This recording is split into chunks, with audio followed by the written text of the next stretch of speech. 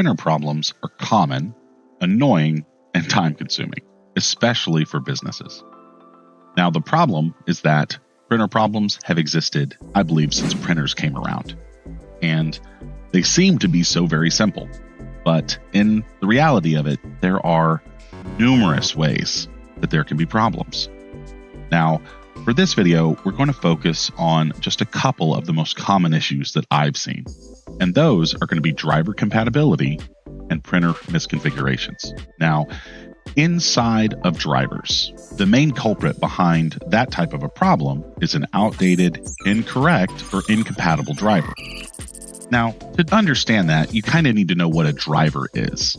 And I like to think of a driver as a translator. It translates what the operating system of your computer is doing in the application into a language that your printer will understand, so that when your printer receives that information, it can print it out for you in a way that you will actually, that's what you expect. Now, the problem is operating systems change over time. Drivers change over time. And sadly, so does the technology behind it. So what does that mean? That means that as you replace your computer from Windows 7 to Windows 10 to Windows 11, sometimes your printer may not be compatible with the operating system, and other times you have to update a driver to make sure that it can communicate properly with the printer. Now, the other part of this wonderful problem with drivers is that sometimes the printer needs specialized software to use all of its functions, because most printers these days don't just print. What does that mean?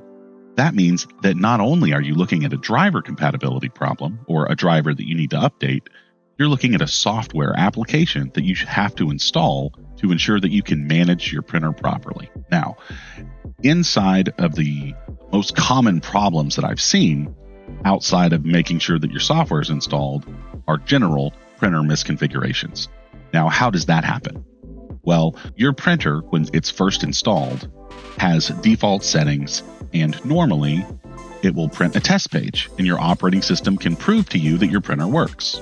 But over time, what happens?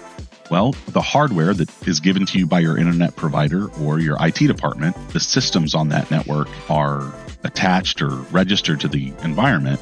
There can be challenges. To talk on a network, you need something called an IP address. And in some scenarios, you have something called a DNS name. Now, that's like my name or your name. But sometimes the printer itself isn't smart enough to tell everyone on the network its name. So it doesn't register its name to the network. And this can cause problems because most printers these days use names to communicate. And if it's not registered on the network, then randomly your printer will just stop working.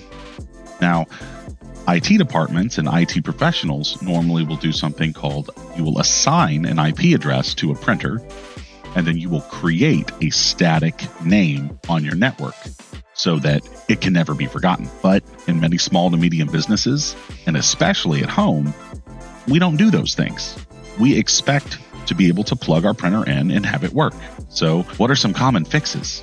Well, most often, rebooting the printer will allow it to re-register on the network and hopefully make it talk to the computer again. Because when you reboot a printer, just like when you reboot a computer, it kind of forgets how it is talking currently or the current settings, and it rediscovers those things when it turns back on. This is why sometimes IT people ask you to reboot. Now, the other problems that can happen inside of a printer, well, there's a lot, but I'll take a few. And the largest misconfigurations outside of networking are going to be trying to print to a paper size that you don't have set up, trying to print from an application that actually can't see your printer. Sometimes the application itself isn't compatible with the type of printer you have. And my favorite, inside of Windows 11, by default, it actually decides what printer you're supposed to print to.